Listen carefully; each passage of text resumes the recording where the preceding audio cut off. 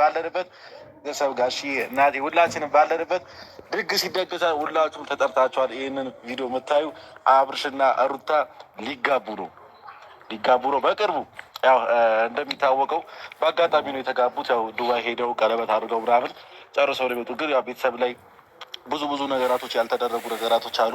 ያ ነገር በቅርቡ ሊደረግ ስለሆነ ሁላችሁም የሩታ የአብርሽ ደስታ የምትፈልጉ ሰዎች ካላችሁ ሁላችሁም ይህንን ጥሪ ደርሷል።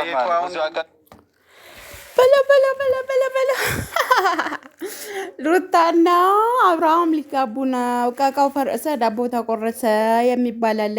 ጠጋ እቃ ለማንሳት ነው። ኤፍሬም ምን ነው አልክ? ገና እኮ ነው ገና ሄርሜላ የፍቅር እንትን እያሉ ፍቅር ላይ ሆነው እንዴት ብለው ነው ሊጋቡ ነው? ወይስ ምኞት አይከለከልም ይሆናል፣ አይቻልም፣ አይታወቅም። እና ጠጋ ማለታችሁ ግን አልወደድኩትም። ኤፍሬም የምሬ ነው። ከዚህ በፊት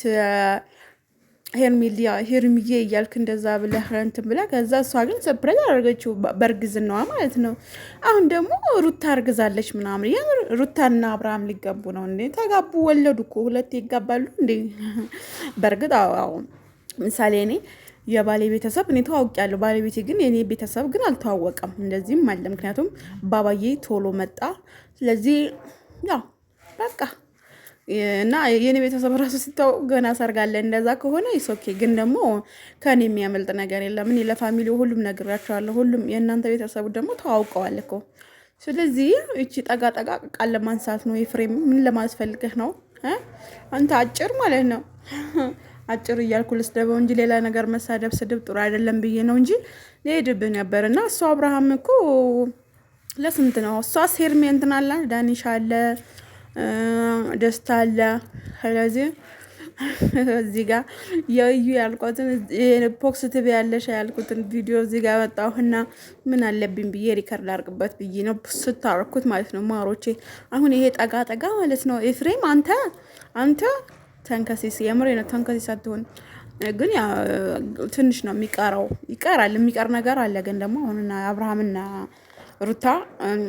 አብርሃምና ሄርሜላ ፍቅር በፍቅር ሲሆኑ በቃ ጋላችሁ። ትናንትና ቤቱን እያሳየችው ነበረ ምናምን።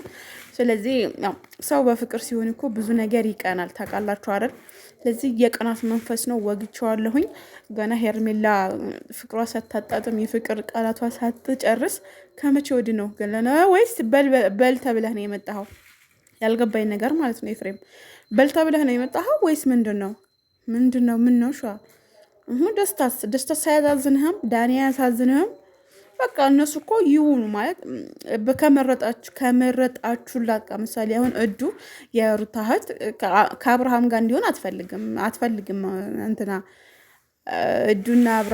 እዱና ሩታ አንድ ላይ በኢየሱስ ስም ሩታና አብርሃም አንድ ላይ እንዲሆኑ አትፈልግም እዱ ማለት ነው።